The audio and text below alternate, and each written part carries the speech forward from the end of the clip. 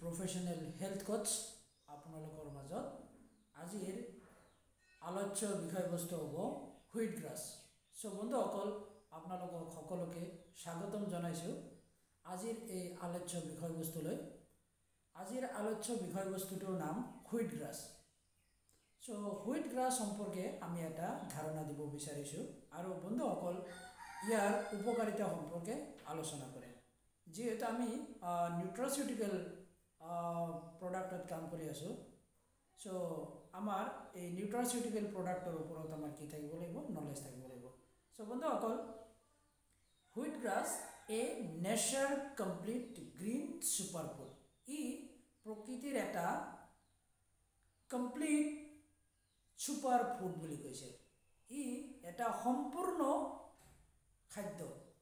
So wheat গ্ৰাছে আমাৰ কি কাম কৰিব সেইখিনি কথা যদি আমি অলপ জানি লওঁ আৰু হুইট গ্ৰাছৰ আছে কি সেইখিনি বস্তু যদি জানি লওঁ, নিশ্চয় আমি ইয়াৰ পৰা উপকৃত হ'ম। সো বন্ধুসকল আপোনালোকৰ জ্ঞাতাৰ্থে মই জনাব বিচাৰিছোঁ যে 70% ক্ল'ৰ'ফিল এই হুইট গ্ৰাছৰ মাজত আছে। 19 এমাইনো এচিডছ। মানুহৰ শৰীৰত যিমানখিনি এমাইনো এচিডছ লাগে গোটেইখিনি এমাইনো এচিডছ ইয়াৰ মাজতে পাব। 36টা এমাইনো এচিডছৰ প্ৰয়োজন হয়, তাৰে ভিতৰত 19টা এমাইনো এচিডছ এই হুইট গ্ৰাছৰ মাজত আছে। বন্ধুসকল আকৌ জানি পেলাই সুখী হ'ব যে 92 মিনাৰেলছ, যি খনিজ পদাৰ্থ মানুহৰ বডিটো চলাৰ কাৰণে যিমানখিনি খনিজ পদাৰ্থৰ প্ৰয়োজন হয় এই হুইট গ্ৰাছৰ মাজত আছে। নেক্সট, মোৰ দেন 80 এনজাইমছ। হিউমেন বডিটো চলাৰ কাৰণে যিমানবোৰ এনজাইমৰ প্ৰয়োজন হয় ইয়াতে 80 এনজাইমছ আপোনালোকে পাব। সো বন্ধুসকল ইয়াতে vitamin C, vitamin E, vitamin K and B complex including vitamin B12 ইয়াতে আছে। সো বন্ধুসকল আপোনালোকৰ জ্ঞাতাৰ্থে আৰু ক'বলৈ ওলাইছোঁ যে alkaline minerals, calcium, phosphorus, magnesium, potassium, protein, niacin, zinc, যিমানবোৰ আলকালাইন মিনাৰেলছ লাগে গোটেইখিনি বস্তু এই হুইট গ্ৰাছৰ মাজত আছে। সো বন্ধুসকল অৰিয়েন্সৰ এই হুইট গ্ৰাছটোৱে আমাক কি হেল্থ বেনিফিট দিব বিচাৰিছে। বন্ধুসকল আপোনালোকে জানি পেলাই সুখী হ'ব যে we are working in the nutraceutical products, আৰু এই নিউট্ৰাচিউটিকেল প্ৰডাক্টছে ৰুট আউট কৰাৰ কাৰণে, বেমাৰটোক একেবাৰে গুৰিৰ পৰা শেষ কৰাৰ কাৰণে আমাৰ ব্লাডে এটা অত্যন্ত ৰোল প্লে কৰে। সো ব্লাডক যদি আমি পিউৰিফাই কৰিব বিচাৰিছোঁ আৰু ব্লাডৰ ইম্পিউৰিটিজ যদি আমি দূৰ কৰিব বিচাৰিছোঁ, first of all I would like to recommend you wheat grass is one of the most important product for you and for your good health.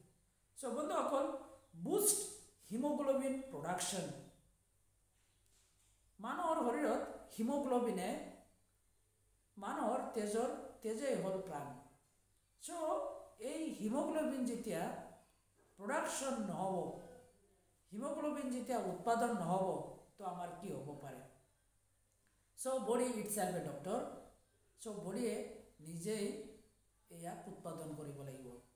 Boost haemoglobin production কৰাত এই হুইট গ্ৰাছে সহায় কৰে। বন্ধুসকল ইয়াৰ পিছৰ পইণ্টটো হ'ব Boost immune and nervous system.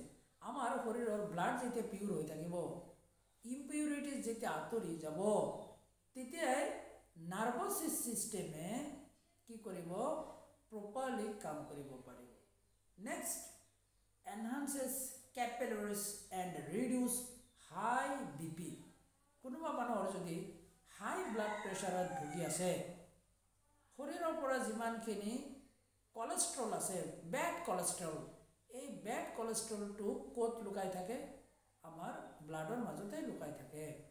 সেই ব্লাডটো যেতিয়া পিউৰ কৰিব আৰু শৰীৰৰ যিমানবোৰ কেপিলাৰিজ আছে, তেজ ৰক্তবাহী নলী, সেই কেপিলাৰিজবোৰ যেতিয়া ক্লিন হৈ থাকিব, ক্লিন ব্লাড উইল ফ্ল' দিয়াৰ, তেতিয়া আমাৰ reduce high BP, high blood pressure নাইকিয়া হৈ যাব। চ' বন্ধুসকল, ইয়াৰ পিছৰ পইণ্টটো হ'ব purifies the blood and cleanse the kidney, liver and urinary tract. So' আমাৰ শৰীৰৰ ব্লাডটো যেতিয়া পিউৰ হৈ থাকিব, কোৱালিটেটিভ ব্লাড যেতিয়া হৈ থাকিব, তেতিয়া ই কিডনিৰ কাৰণে, লিভাৰৰ কাৰণে আৰু ইউৰিনাৰী ট্ৰেকৰ কাৰণে ই এটা বুষ্ট প্ৰডাক্ট হ'ব।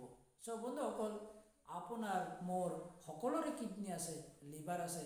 এই লিভাৰক সুৰক্ষিত কৰি ৰখাৰ কাৰণে আৰু এই কিডনিক সুৰক্ষিত কৰি ৰখাৰ কাৰণে I would like to recommend you a wheatgrass can change your life. এটা wheatgrassে এণ্টায়াৰ বডিৰ, আপোনাৰ শৰীৰৰ, আমাৰ শৰীৰৰ যিমানখিনি ব্লাড আছে, এই ব্লাডটো পুৰা পিউৰ কোৱালিটেটিভ ব্লাড বনাই ৰখাত সহায় কৰিব কোনে? A natural super food in the name of wheatgrass. So' বন্ধুসকল, যিবোৰ মানুহৰ হাই প্ৰেছাৰত ভুগি আছে, যিবোৰ মানুহৰ ইমিউনিটি পাৱাৰ ল', যিবোৰ মানুহৰ নাৰ্ভাছ প্ৰব্লেম আছে, যিবোৰ মানুহৰ হিমোগ্লোবিন প্ৰডাকশ্যন নহয়, সেইবোৰ ব্যক্তিক আমি এই প্ৰডাক্ট ৰিকমেণ্ড কৰিব পাৰোঁ। চ' বন্ধুসকল, তাৰ পিছৰ পইণ্টটো হ'ব ৰিমুভ উইকনেছ এণ্ড ফটিগ। অস্থিৰ লগা, ভাগৰ লগা, এই যে এটা সমস্যা, এই সমস্যাটোৰ পৰা আমি যদি পৰিত্ৰাণ পাব বিচাৰিছোঁ, চ' বন্ধুসকল, আপোনালোকে তেনেকুৱা ব্যক্তিক এটা হুইটগ্ৰাছ ৰিকমেণ্ড কৰিলে তেওঁৰ জীৱন ধন্য হ'ব আৰু আপোনাৰ আলোচ্য বিষয়বস্তু সাৰ্থক হ'ব। ইয়াৰ পিছত পইণ্টটো হ'ল বন্ধুসকল যে এপিটাইট সুপাৰচেণ্ট ৰিডিউচ ৱেইট। চ' কিছুমান মানুহৰ এই যে ওজন কমি যোৱা, ভোক নলগা, খাব নোৱাৰা, তেনেকুৱা ব্যক্তিক আমি এটা হুইটগ্ৰাছ ৰিকমেণ্ড কৰিলে তেওঁৰো জীৱন ধন্য হ'ব, আপোনাৰো আলোচ্য বিষয়বস্তু সাফল্যমণ্ডিত হ'ব। চ' বন্ধুসকল, আজিৰ এই আলোচ্য বিষয়বস্তুৰ পৰা মই জুৰান আলী, প্ৰফেশ্যনেল হেল্থ কোচ, আপোনালোকক অনুৰোধ কৰিম এই কথাখিনি বাৰে বাৰে শুনাৰ কাৰণে। আৰু মোৰ যি ইউটিউব চেনেল আছে, মই আপোনালোকক লগ পোৱাৰ কাৰণে এটাই মাধ্যম। সকলো মানুহক মই ফোন কৰি কোৱাটো সম্ভৱ নহয়।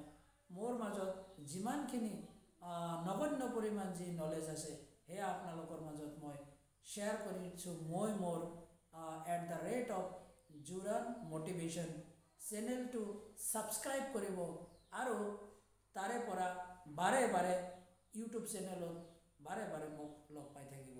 চ' আজিৰ এই আলোচ্য বিষয়বস্তু এইখিনিতেই সমাপ্ত কৰিব বিচাৰিছোঁ আৰু আপোনালোকৰ মংগল কামনা কৰি মই জুৰান আলীয়ে আজি হুইটগ্ৰাছ সম্পৰ্কে যিমানখিনি কথা আগবঢ়ালোঁ, নিশ্চয় আপোনালোকে উপকৃত হ'ল আৰু আশা ৰাখিছোঁ ইয়াক হৃদয়ংগম কৰিব আৰু বাৰে বাৰে শুনি পেলাই মই যেনেকৈ ক'ব পাৰিছোঁ, ঠিক আপোনালোকে তেনেকৈ ক'ব পাৰিব। Thank you. Good morning to all.